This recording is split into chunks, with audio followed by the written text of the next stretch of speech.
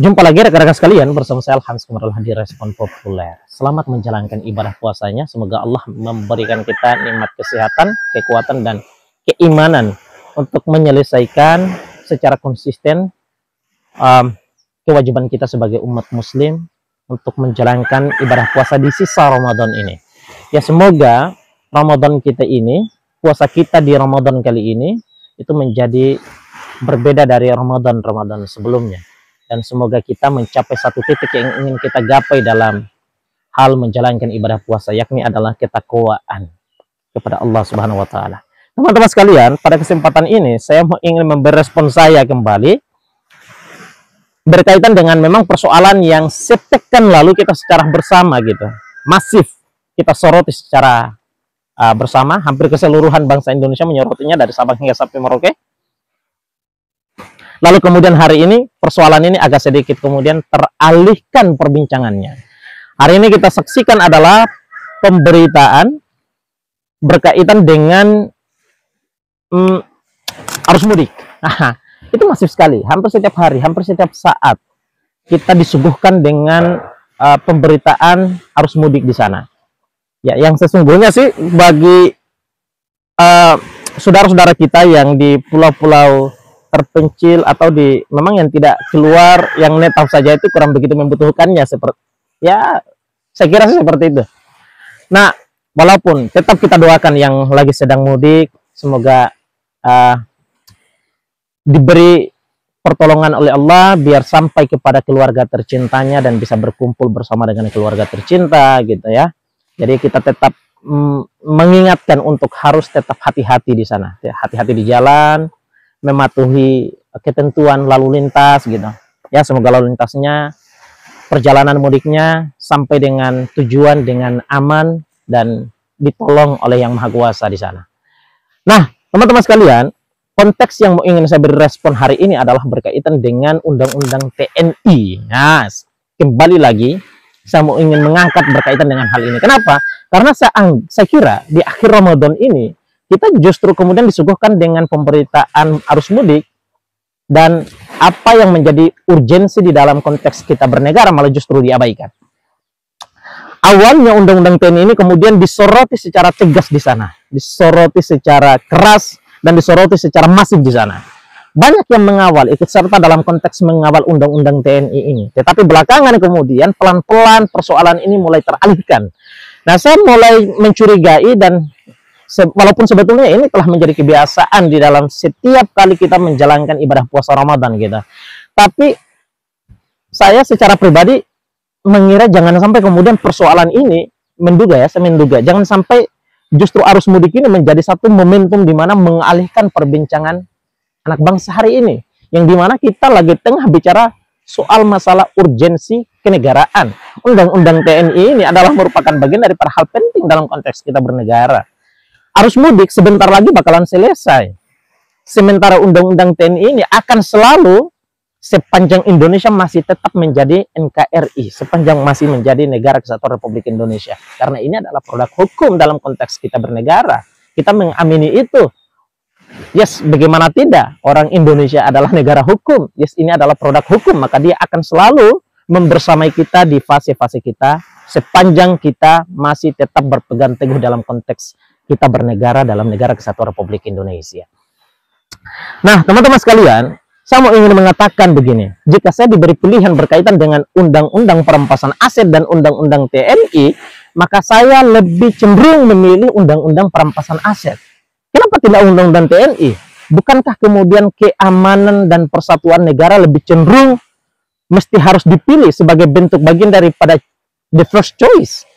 Yes, memang itu adalah hal yang pertama. Tetapi ketika kita melihat soal masalah situasi darurat ataukah tidak, maka saya akan mengatakan bahwa situasi negara hari ini adalah lagi sedang baik-baik saja dan tidak dalam situasi darurat.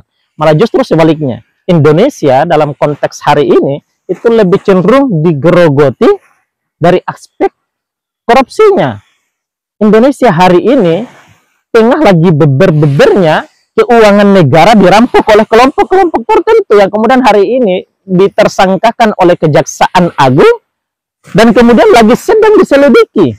Konon katanya ratusan triliun itu mulai dirampas pelan-pelan, mulai dari kasus Pertamina, dari Antam, dari Timah, ya kan, BLBI, dan lain seterusnya, dan lain seterusnya. Kita tahu secara bersama, belakangan kemudian sepekan yang lalu viral menjadi perbincangan. Apa itu? Bukan klasmen perebutan tiket menuju Piala Dunia 2026, melainkan adalah klasmen korupsi yang menghebohkan di Indonesia. Nah, dengan persoalan-persoalan ini saya mengira bahwa undang-undang perampasan aset adalah merupakan yang paling terpenting yang mesti harus diutamakan. Sebab ini tidak hanya bicara soal masalah bagaimana untuk menakut-nakuti para koruptor di sana, tetapi ini berupaya untuk bagaimana mengembalikan keuangan negara gitu loh. Bayangkan saja ratusan triliun di korupsi, ketika kemudian dalam konteks pengembaliannya itu cuma 1 miliar, kan nggak logik di situ. Siapa yang rugi di sana? Yang rugi adalah tentunya negara, yang rugi adalah tentunya rakyat. Kenapa rakyat yang rugi? Loh, jelas-jelas uang yang dikorupsi oleh para koruptor ini adalah uang dari trust publik, trust masyarakat kepada negara. Dengan keikhlasan mereka memberikan sebahagian keuangan yang mereka punya kepada negara.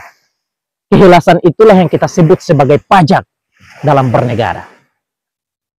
Nah, rekan-rekan sekalian, saya lebih cenderung memilih undang-undang perampasan aset itu mesti harus diutamakan ketimbang undang-undang TNI yang masuk lewat jalur khusus, diakibatkan karena ini adalah pesanan presiden. Saya menyebutnya pesanan presiden karena memang jelas dikatakan bahwa per tanggal 18 Februari itu DPR mendapatkan surat dari istana presiden. Presidenlah yang kemudian memberikan surat untuk melakukan revisi undang-undang TNI yang kemudian hari ini menjadi undang-undang TNI. Jelas. Jadi saya menganggap bahwa undang-undang TNI ini itu masuknya lewat jalur khusus. Harusnya yang masuk lewat jalur khusus itu dan diprioritaskan karena situasinya darurat adalah undang-undang perampasan aset. Ya, jelas di sana. Tetapi kenapa tidak demikian? Karena saya memiliki kecurigaan di sana. Ya, jelas. Setiap pejabat barangkali ada dugaan terindikasi keuangan negara didapatkan di sana secara tidak benar jalannya. Tidak secara prosedural. Ya, barangkali ada yang kemudian mendapatkan gratifikasi dan lain seterusnya, tapi kemudian belum diketahui. Barangkali saja. Kenapa undang-undang perampasan aset ini tidak diprioritaskan dalam perbincangan DPR RI per tahun 2025 hari ini? Ya mungkin saja saya memiliki kecurigaan dan dugaan di sana. Ya jangan sampai kemudian banyak di antara mereka, wakil-wakil rakyat kita ini, malah justru memiliki dugaan-dugaan yang dimana itu lebih cenderung ya mengantarkan mereka pada ruang-ruang korupsi. Oleh sebabnya, mereka membutuhkan waktu yang banyak untuk berpikir tentang bagaimana jalan amannya. Nah gitu sebenarnya. Jadi saya mulai berpikir ke arah sana gitu. Ya, silahkan apapun yang mau Anda sampaikan berkaitan dengan respon saya ini, pernyataan saya ini, silahkan bagi Anda. Anda mau bilang saya tuduh dan lain seterusnya, silahkan. Tapi dalam konteks ini saya menduga seperti itu. Boleh dong, kira-kira seperti itu. Saya boleh kemudian memiliki argumentasi sebagaimana kemudian itu. Dalam konteks saya mencoba untuk meramal kenapa undang-undang TNI itu diprioritaskan sementara dia itu tidak masuk dalam ruang prioritas. Nah, sementara undang-undang aset yang dimana jelas-jelas negara hari ini situasinya darurat korupsi, malah justru darurat korupsinya dikesampingkan. Tidakkah kemudian ada indikasi di sana? Jelas saja. Silahkan bagi Anda yang punya perbedaan pendapat, silahkan dituangkan di kolom komentar dan kita bisa diskusi di sana.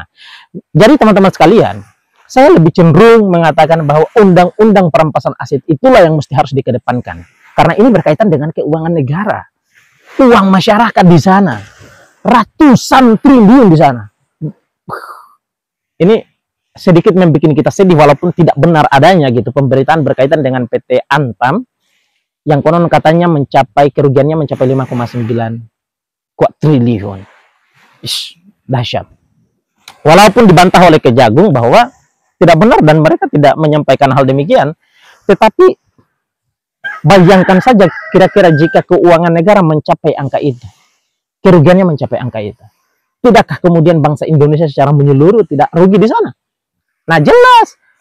Ketika kemudian bicara soal masalah keuangan negara ini, bicara tentang itu benar ataupun tidak yang diduga ini, maka harusnya lebih cenderung safety di dalam konteks keuangan negara gitu.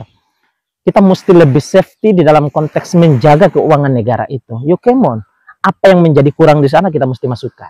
Dan undang-undang perampasan aset adalah langkah konstitusional yang paling tepat untuk mesti harus dikedepankan dan mesti harus dituntaskan oleh parlemen kita. Saya kira itu poinnya.